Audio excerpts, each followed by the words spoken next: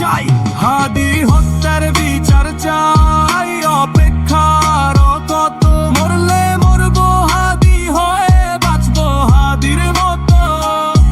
বহুদিন রইছি আমরা মুখে আঙুর দিয়া, এখন আর কাম হইব না মিথ্যা আশা দিয়া। তবু বহু দেখছি ধানায় পানায় চোর পুলিশের খেলা, এখন বিচার হাতে লইয়া লইব 64 জেলা।